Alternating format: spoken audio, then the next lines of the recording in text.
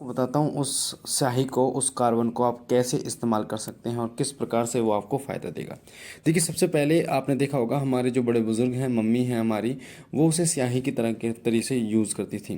पहले के लोग उसमें एक वो कैप्सूल आता है, वो 1 रुपये का आता है, पिंचर कहते हैं उसको, कैप्सूल कहते हैं आँखों के लिए।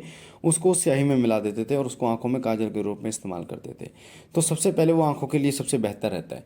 दूसरा उसका प्रयोग होता है कि उससे नज़र नहीं लगती। अगर आप उसे लगाते हैं, आँखों में लगाते हैं, माथे पर टीका लगाते हैं, बच्चों को लगाते हैं या बड़ों को भी नज़र लग जाती है कई बार, तो उसे लगाने से नज़र नहीं लगती आपको। अगर आप उसका तिलक लगाते हैं, उसको तिलक करते हैं, वैसे तो वो काला होता है तो कई लोग ऑब्जेक्शन कर सकते हैं, उनको लग सकता है अजीब लग सकता है। तो आप उसमें रोली मिला सकते हैं, आप उसमें हनुमान जी का सिंदूर मिला सकते हैं और उसे लगा सकते हैं। यानी कि जो स्याही है, कार्बन है, उसकी मात्रा बहुत ही कम हो, पर जो स्याही सिंदूर है या फिर रोली है उसकी मात्रा ज़्यादा हो। तो और घी या फिर तेल मिला के आप उसका तिलक कर सकते हैं। आपको बता दूं कि उसके किए गए तिलक से, यानी कि उसका जो तिलक आप करेंगे ना अपने माथे पर, उसका तिलक करने से बड़ा कोई व्यक्ति जो आपका नकारात्मक विचार लेकर आपके पास आएगा, जो आपके बारे में नकारात्मक सोचेगा या आपको किसी प्रकार का नुकसान पहुंचाने के लिए कोशिश करेगा, वो नहीं आपको नुकसान पहुंचा पाएगा। साथ ही उस तिलक के प्रभाव ये होगा कि लोग आपकी तरफ आकर्षित होना शुरू हो जाएंगे। कोई लोग वो ऐसा भी होगा जो गुस्से में होगा, वो शांत हो जाएगा और आपके लिए एक सकारात्मक माहौल बन जाएगा। एक बात और बता दूं, जो व्यक्ति इस स्याही को, इस कार्बन को आंखों में लगाता है, माथे पर तिलक लगाता है, तो उसके, क्योंकि जो प्रेत होते हैं, नकारात्मक शक्तियाँ होती हैं, वो आंखों के माध्यम से आपके शरीर में प्रवेश करती हैं। तो आंखों में अगर इसे लगाया जाए तो कोई भी नकारात्मक शक्ति, चाहे वो तंत्र की क्यों ना हो, वो आपके प्रवेश नहीं कर पाएगी आपके शरीर में आंखों के माध्यम से।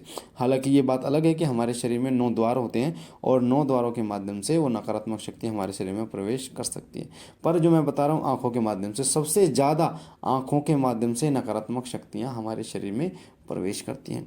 तो ये शक्तियाँ अगर आप तिलक करते हैं तो आपके पूरे शरीर को प्रोटेक्ट करती हैं। ये कि जो शक्तियाँ होती हैं, जो सकारात्मक शक्तियाँ होती हैं, जो आपके इष्ट देव की शक्तियाँ होती हैं, अगर आप तिलक करते हैं इस कार्बन से, तो आपके पूरे शरीर को प्रोटेक्ट करती हैं, आपके ऑरे को प्रोटेक्ट करती हैं। आपके शरीर में वो नकारात्मक शक्ति किसी भी तरीके से प्रवेश नहीं कर पाएगी।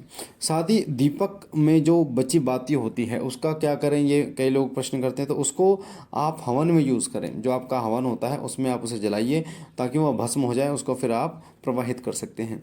ऐसे ही आप कहीं मत फेंकिए उस चीज़ को, ये आपको समझना होगा, क्योंकि उसमें आपके इष्ट देव की जुड़ी कोई भी चीज़ है, उसमें बहुत ही ज़्यादा शक्ति ऊर्जा होती है। तो उसको आप ऐसे ही उसका अपमान ना करें। जैसे कोई, आप कई लोग कहते हैं जिस फोटो की वो पूजा करते हैं और उस फोटो को वो फेंक देते हैं या उसका कांच तिलक जाता है, टूट जाता है, तो उसको ऐसे ही फेंक देते हो। मैं आपको बता दूं, ऐसी गलती आपको बिल्कुल भी नहीं करनी।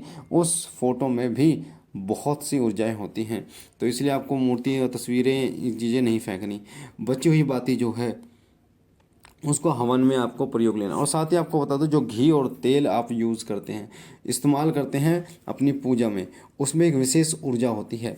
अगर वो घी या तेल लगाया जाए, जो आपके दीपक में, आपके इष्ट देव की पूजा के दीपक में जो तेल या घी जल रहा है, जो भी आपने तेल यूज़ किया है या घी यूज़ किया है, उसको अगर आप अपनी 2 उंगलियों से, जो आपके जो रिंग फिंगर होती है आपकी, जिससे तिलक लगाते हैं, और जो कन की उंगली होती है सबसे छोटी, उन दोनों से लेकर जहाँ दर्द है वहाँ अगर आप लगाएं, अपने माता बहन के, पिता के, या जिसके भी आप लगाएं, उस स्थान पर लगातार अगर लगाएं तो उसको, वैसे तो पहली बार में ही उनको आराम हो जाएगा, थोड़ा सा एक मसाज करनी पड़ेगी उससे, पर वो बहुत ज़बरदस्त ऊर्जा होती है उसमें। एक तो वो गर्म होता है दीपक से जलने के कारण, और इष्ट देव की कृपा होती है तो वो बहुत जल्दी वो असर दिखाता है। अगर उस व्यक्ति के शरीर में कहीं प्रेत होगा और उस स्थान पर, क्योंकि प्रेत वहीं बैठता है, जहाँ पर बैठता है वहीं दर्द करता है, तो वहाँ पर अगर उस तेल या घी को लगाया जाएगा तो वो प्रेत, उसको उस परेशानी होगी उस घी से या तेल से, और उस स्थान को छोड़ देगा।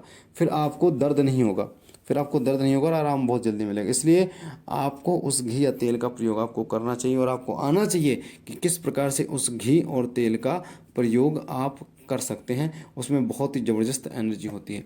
एक बात और बता दूं कि जब आप भोग लगाते हैं अपने इष्ट देव को, जो आप भोग लगाते हैं उसमें भी बहुत ज़बरदस्त एनर्जी होती है। वो भोग, यानी कि आपके इष्ट देव का झूठा भोग अगर कोई व्यक्ति खा लेता है तो उसके अंदर से समस्त नकारात्मक शक्तियों का नाश हो जाता है। अगर आप एक महीने में भोग लगाते हैं, हफ्ते में लगाते हैं या रोज़ाना लगाते हैं। वैसे तो रोज़ाना भोग भगवान को लगाना चाहिए। सुबह और शाम आप मिश्री का, गुड़ का, जो भी आपके पास है उसका भोग लगा सकते हैं। तो भगवान और सुबह सुबह जैसे मैं क्या करता हूँ आपको बताता हूँ। मैं सुबह भोग मैंने लगाया, मिश्री का भोग लगाया भगवान को, और बाबा भोलेनाथ को भोग लगाने के बाद वो भोग जब मैं शाम को पूजा करूँगा तो वो भोग पूजा के बाद मैं बांट देता हूँ। तो सबसे पहले खाना खाने से पहले वही भोग खाते हैं, हमारा परिवार वही भोग खाता है, बाबा बाबा भोलेनाथ का झूठा। उसके बाद जो एक अमृत तुल्य होता है हमारे लिए, शाम को जो भोग लगाया और जो बर्तन है ना भोग का, वो धो के, जैसे आप धो के खाना खाते हैं उसी प्रकार वो धो के मंदिर की सफाई करके अच्छी तरीके से बत्ती बदल के, और फिर दोबारा मिश्री का भोग लगाना। और फिर वो शाम को जो भोग लगाया गया है वो अगले दिन सुबह पूजा करने के बाद वो बांट दिया जाता है। तो सबसे पहले खाली पेट हम बाबा भोलेनाथ के भोग को ही ग्रहण करते हैं, अमृत को ही ग्रहण करते हैं जो बाबा भोलेनाथ का भोग है। तो उसकी कृपा ये होती है कि उससे कभी भी नकारात्मक विचार नहीं होते और सभी के विचार मिल के रहते हैं। सभी के, जैसे जिस प्रकार से हाथ एक होता है पर उंगलियां पांच होती हैं, पर एक ही हाथ में होती है ना, यानी पांचों उंगलियां एक ही हाथ में मिल जाती हैं। उसी प्रकार से बाबा भोलेनाथ का भोग एक होता है, पर वो जब सब में बढ़ता है तो सब पे कार्य करता है और सब में एकता का भाव उत्पन्न करता है, सकारात्मक भाव उत्पन्न करता है और सब पर अपनी कृपा करता है। तो उस भोग का भी विशेष महत्व होता है। अगर कोई प्रेत बाधा से जूझ रहा है व्यक्ति, उस भोग को खा लेना तो उस जो प्रेत की ऐसी की तैसी हो जाती है, वो प्रेत जो है वो तड़पने लगता है, उसको ऐसा लगता है कि जैसे उसको जहर पिला दिया हो।